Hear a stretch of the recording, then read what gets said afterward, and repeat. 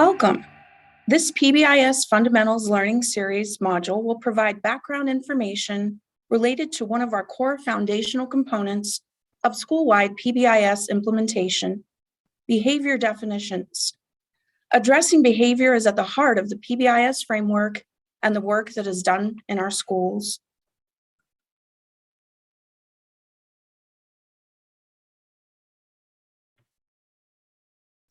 In this module, we will define behaviors clearly and differentiate between which are office managed and which are classroom managed.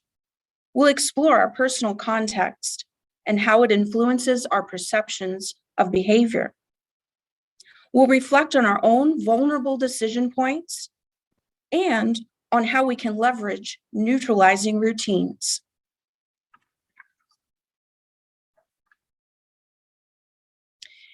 Each school within our division received a PBIS professional learning roadmap to help guide PBIS implementation and fidelity.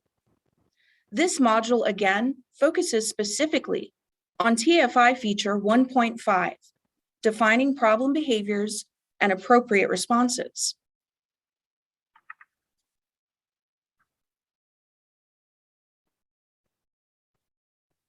Schools should be intentional in defining problem behaviors as well as sharing discipline guidelines with all stakeholders. Each school should have clear definitions for behaviors that interfere with academic and social success and a clear policy and procedure, for example, school flow chart, for addressing office-managed versus staff-managed problem behaviors.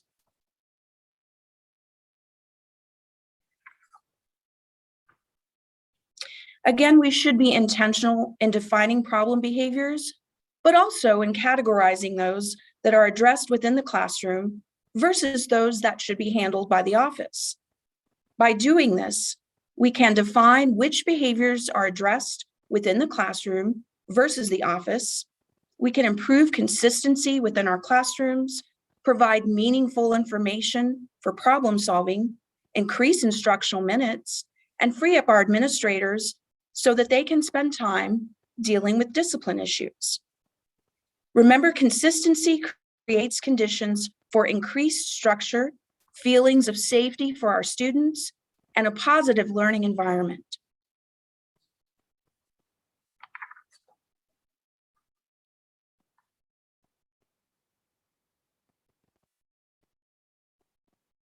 Do these situations look familiar? Does this reflect the feelings of both administrators and teachers regarding how discipline is handled?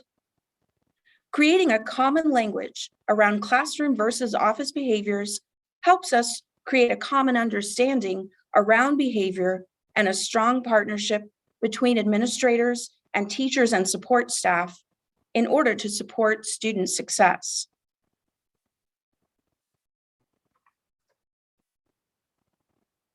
So what are class and office managed behaviors and how are they defined? Office managed behaviors involve school and student physical and emotional safety, behaviors that significantly violate the rights of others or put others at risk of harm. Classroom managed behaviors involve opportunities for teachable moments and minimizing interruption to instruction. How does your school differentiate between classroom and office managed behaviors?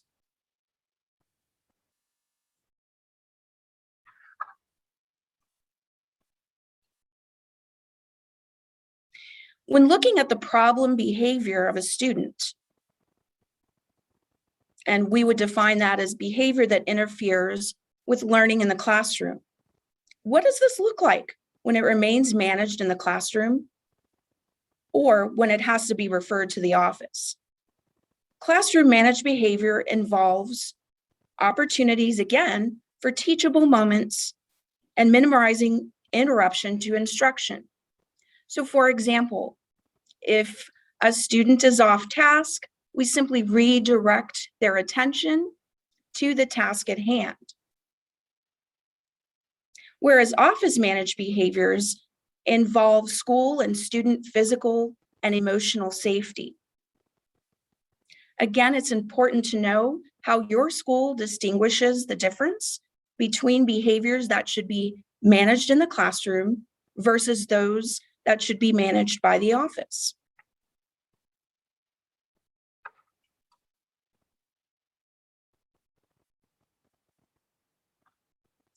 PBIS teams often survey school staff to determine their perceptions of how behavior is managed within their school. Here you see 2 questions on a school staff survey. They use this information to later frame the activity they engaged in with their staff when they defined problem behaviors.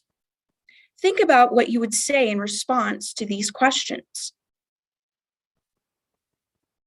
As you think about engaging in this reflection, defining classroom and office managed behaviors, what impact do you feel this clarity would have on your school?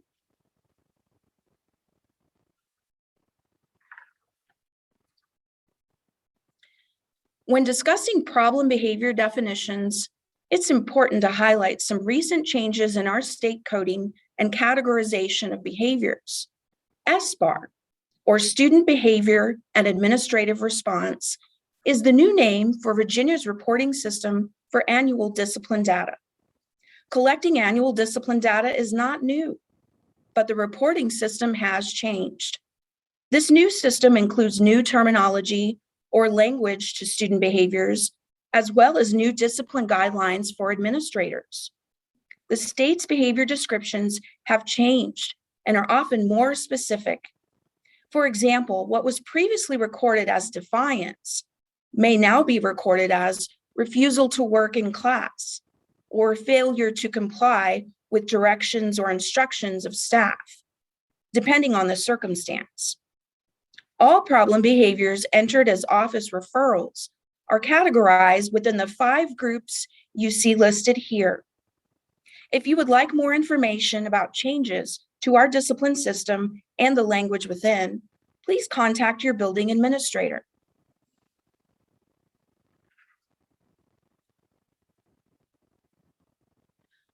For school leaders and PBIS teams, observing the patterns in our school, which may arise across groups, can help us to identify social emotional skills that may be needed or may need additional teaching or reinforcement. For example, in the Code of Student Conduct, we see these student behavior categories defined explicitly, such as behaviors that impede academic progress. These behaviors impede academic progress of the student or of students.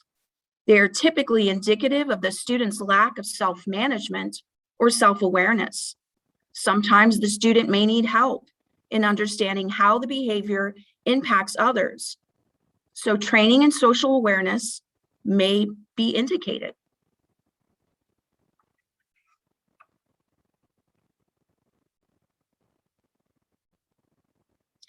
The image on the left shows how we created behavior definitions in the past, which included the 3 Ds: defiance, disruption, and disrespect. However, based on guidance from the Virginia Department of Education and our new Code of Student Conduct required by the VDOE, we now use the student behavior categories when we define behaviors that could be classroom managed or office managed.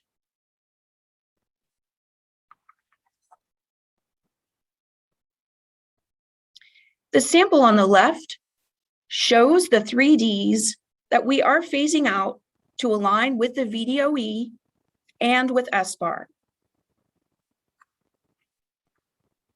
If your school's T-chart or behavior flow chart have not already been revised to replace the outdated language, please know that that is currently being discussed and revised.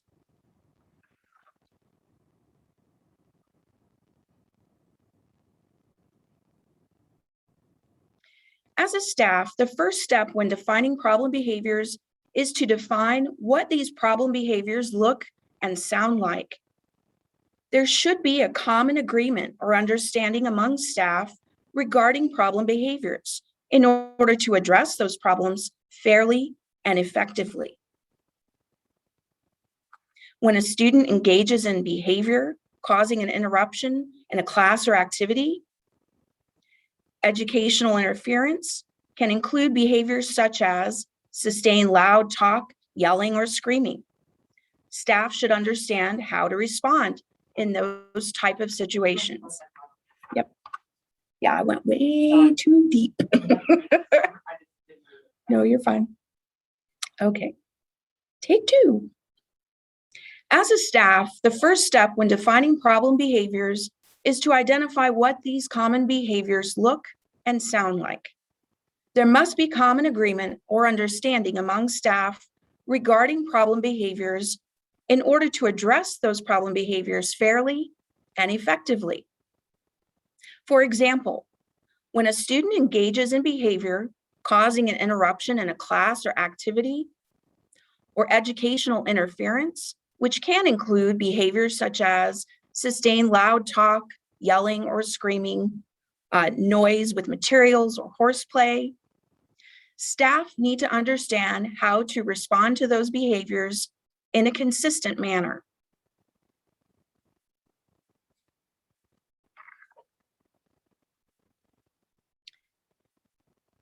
Before we begin to distinguish between classroom versus office managed behaviors, we must first acknowledge that our personal experiences matter. These experiences often inform how we view ourselves, how we view others, and how we define and respond to behavior. Consider the quote here as you consider how you intentionally reflect on your own thoughts and beliefs, which guide your perceptions.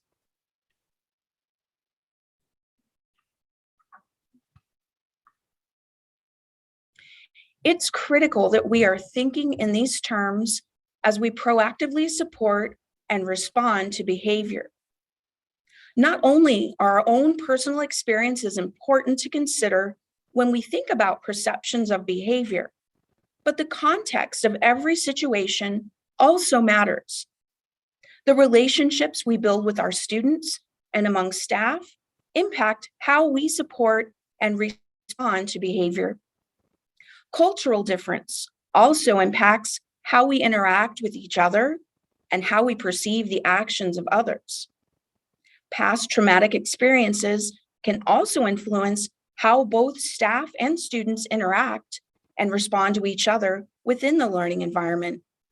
These experiences can also impact how students engage in learning as well. Let's take a moment to look a little closer at our own personal experience and beliefs and explore how we can reflect on their influence within the school environment.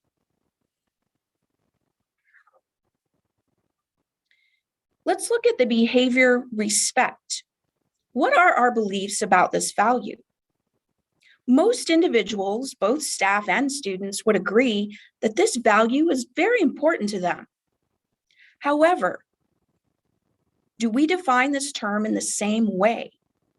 Staff at one middle school used this activity to reflect on this question. Consider how you would respond to the following prompts. Would you agree or disagree? How did you develop these beliefs? This activity can be done as a face-to-face partner discussion or a virtual activity with staff. The staff who used this activity used the SEL stockpile strategy, Maitre D, to engage in this discussion face-to-face. As you reflect on or discuss these prompts, think about how your beliefs and experiences affect how you perceive behavior in school.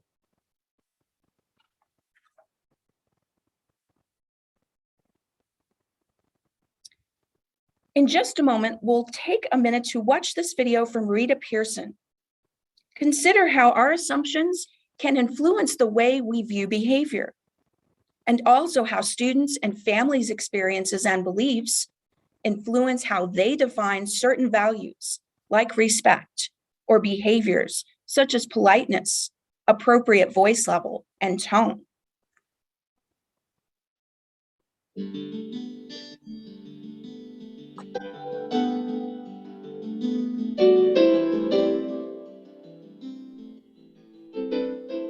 I can remember an occasion when two of my students were fighting at school. I mean, they were going at it on the playground.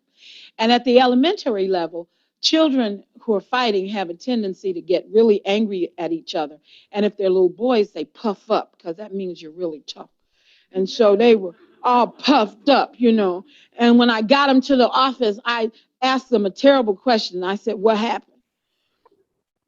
Well, they really huffed up then. And that's really probably the worst question you could ask, because when you ask what happens, you're never going to get an accurate story. And so I said, okay, you go first. Well, the story gets very loud. I don't know why, but when kids are explaining, the story's loud. You may have noticed that. So I said, okay, Jack, what happened? He said, well, see, we was playing.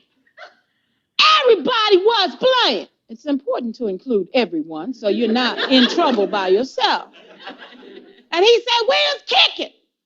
Everybody was kicking. And then he kicked my cousin. And my mama said, I said, stop right there. Because I knew we were getting into a hidden rule. The mama rule. You see, there's mama law and there's public law. No law overrides mama law. Did you know that? If you didn't know, that's a hidden rule you must remember. When your mama says it, it becomes engraved in stone. So I knew what he was going to tell me. I said, your mama said if somebody hits you, hit him back, right? And he said, right. And my mama said if somebody messed with anybody in my family. I said, okay, I know the rules. Stop right there. So I asked him, I said, where's your mama work? And he forgot he was supposed to be huffed up. And he said, at the telephone company.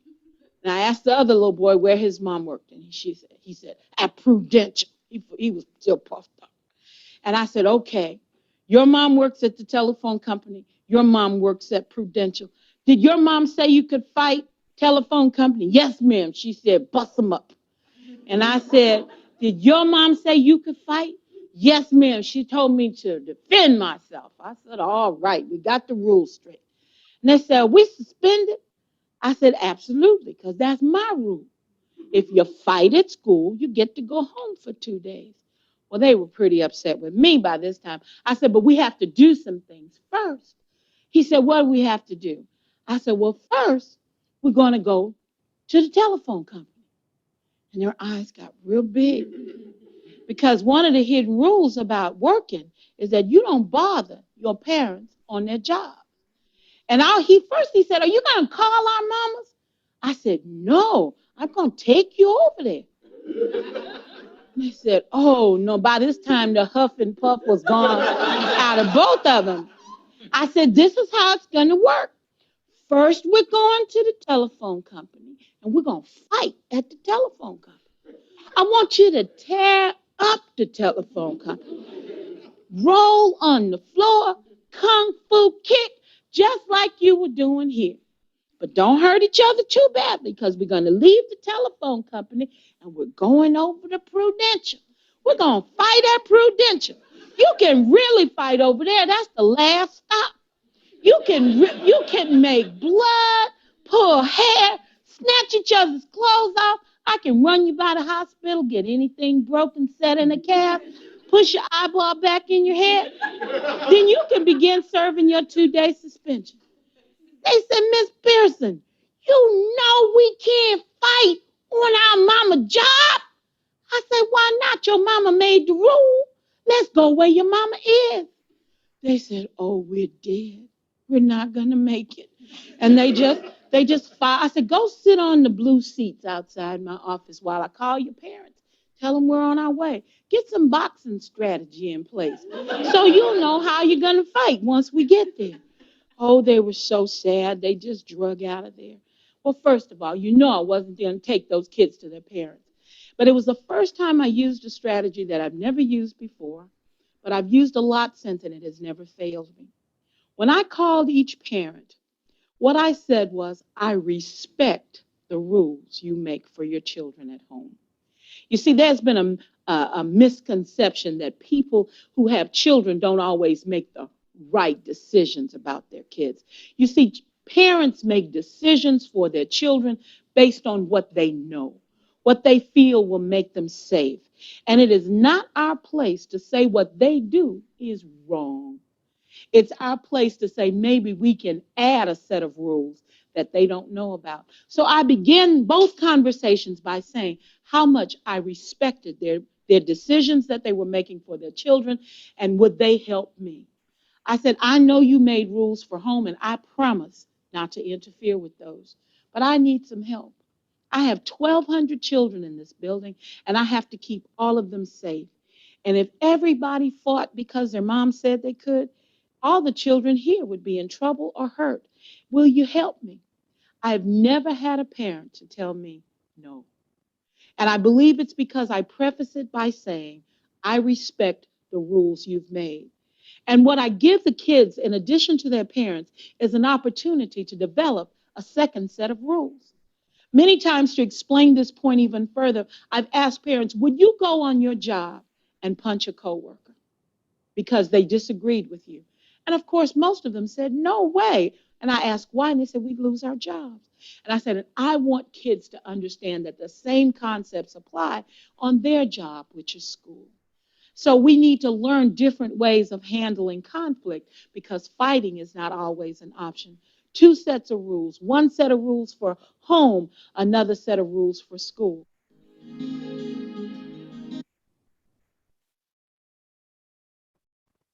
As we reflect on the video, know that this video highlights how our personal values influence our view and supportive behavior, as it also influences how families teach behavior within their homes. That said, we know that personal experiences and beliefs can form implicit biases and can influence how we view behavior. So what is implicit bias? What do we know about implicit bias? Why are there often misconceptions about what implicit bias really means? The following video will help to demystify the meaning behind implicit bias. What is implicit bias? Implicit biases are basically thought processes that happen without you even knowing it. Little mental shortcuts that hold judgments you might not agree with. And sometimes those shortcuts are based on race. First, some clarity. Saying someone has an implicit bias is different from calling someone a racist. The word racist is a highly loaded term, right, here in American society. A lot of times, when people are using it, they're thinking of the kind of old-fashioned Ku Klux Klan style racist. But implicit bias isn't anywhere near that, explicit. Implicit bias is something that comes out of ordinary mental functioning, out of how the mind normally works. We've all grown up in a culture with media images, news images, conversations we heard at home, our education. Think of that as a fog we've been breathing our whole life. We'd never even realized it, what we were taking in. And that fog causes associations that lead to biases. I somehow know that if you say peanut butter, I'm going to say jelly. That's an association that's been ingrained in me because throughout my life, peanut butter and jelly are together. And in many forms of media, there is an overrepresentation of Black men and violent crime being paired together. And because of that, I actually deep down inside have been taught that Black men are violent and aggressive and not to be trusted, that they're criminals, that they're thugs. With all those associations, I'm not trying to let us off the hook, but in some ways, none of us stood a chance.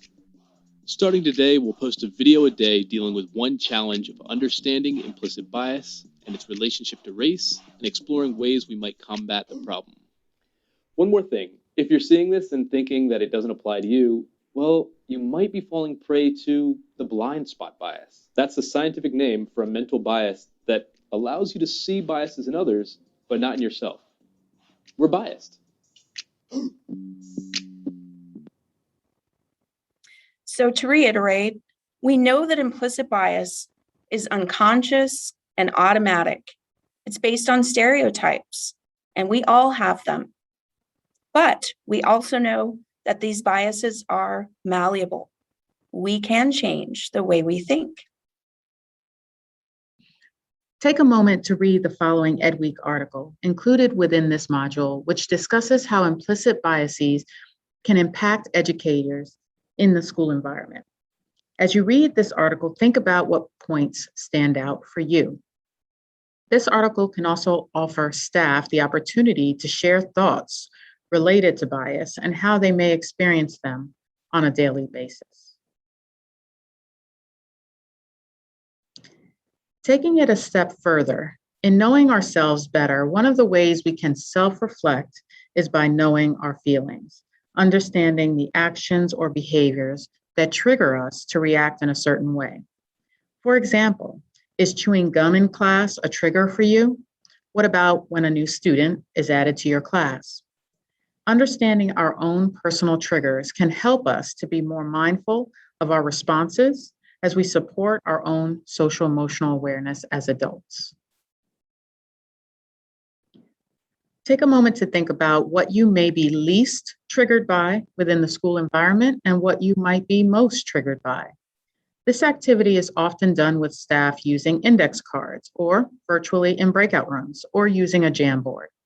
Using index cards, staff draw a line down the middle, much like you see here, and complete their lists. As they debrief, they reflect on what they may share in common and what might be different and why. This video illustrates this point in a fun way. Think for a moment about when you may not feel like yourself.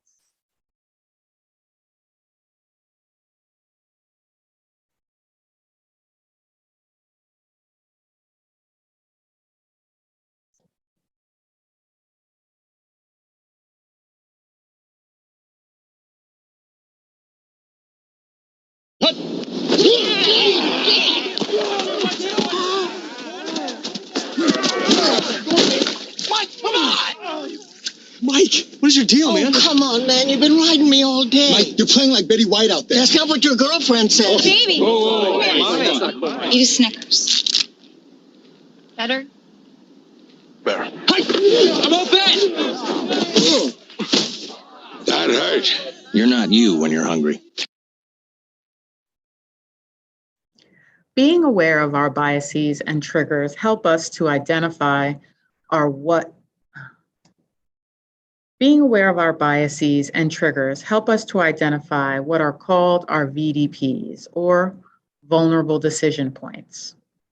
Vulnerable decision points are the decisions we make throughout the day or week that are more susceptible to bias, triggers, or things that might push our hot buttons.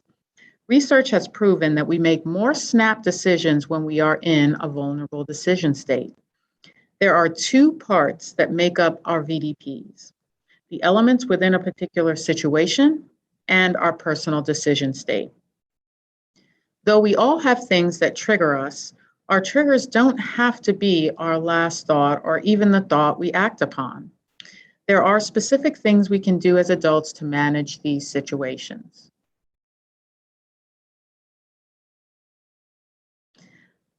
National data shows that when we are dealing with low-level behaviors that interfere with learning, we are more likely to let our own reactions be driven by our biases and triggers. Specifically, data reveals that there are certain situations in which educators are often more vulnerable.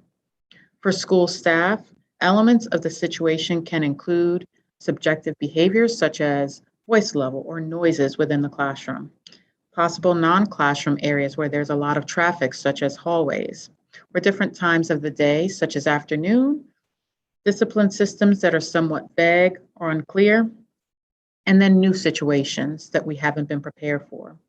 Our decision state may include possibly our own personal setting events that have occurred prior to arriving at the school environment, when we feel rushed or when we experience immediate, quick triggers, and then of course, sometimes when our resources have been depleted.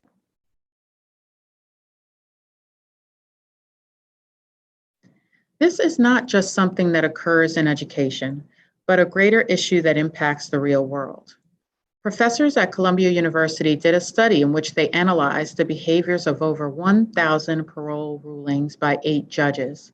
They found that the judges were 65% more likely to rule favorably at the start of the day. After a snack or a lunch break, They found the same percentage to be true.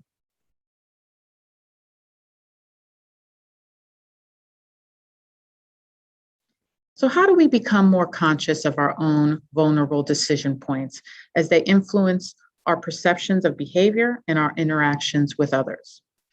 We want to take steps to neutralize our VDPs. In other words, creating neutralizing routines that can help us to be more self-aware and interrupt our initial reaction. Modeling self-regulation and self-awareness for our students is important as we are working to reinforce students' social-emotional learning. When we experience a challenging behavior, neutralizing routines involve us asking ourselves, is there something about this situation or my own decision state that might make this a vulnerable decision point? Attached within this module, you will find a handout which shares the following information regarding various neutralizing routines we might engage in. When we are more aware of our VDPs, we can interrupt them and control our responses to possible triggers or biases. The routines shared on this slide are categorized in the 3 areas you see listed. Reframing the situation may involve phrases such as those you see here. For example, I hear you, but that behavior is not okay. Delaying may involve creating opportunities to address the issue at a later time, such as saying, see me after class or at the next break. Taking care of ourselves can involve many actions that are dependent on our own personal, unique needs. This list included in this handout is only a guide. You can modify it to meet your own personal needs. So what do we do with this information? We want to take time to think about how we can be mindful about how these routines influence how we interact with students. We want to think about what might be some common VDPs for many adults in schools, or what might be some VDP states for you. Lastly, we'll want to reflect on what specific neutralizing routines would work for ourselves and what specific situations they might work for.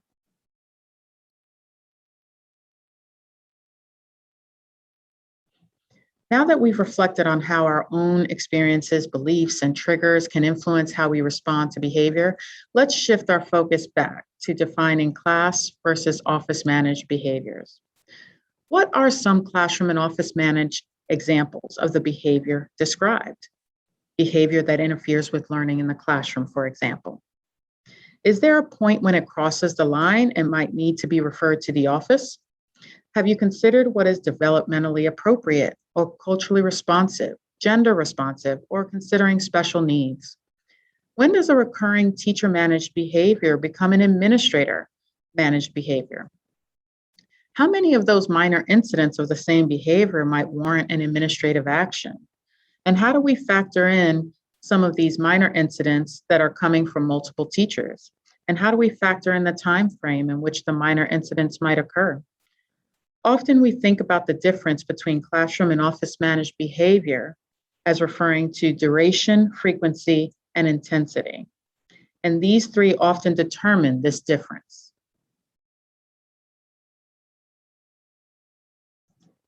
One way schools begin to brainstorm for this activity is to first categorize common behaviors which are observed within the school environment. This activity has been done with staff as a Jamboard, using the Post-its you see here, and categorizing them as either classroom or office managed. Or this activity can be done face-to-face with slips of paper. Consider how you or your school staff might categorize the behaviors you see listed here.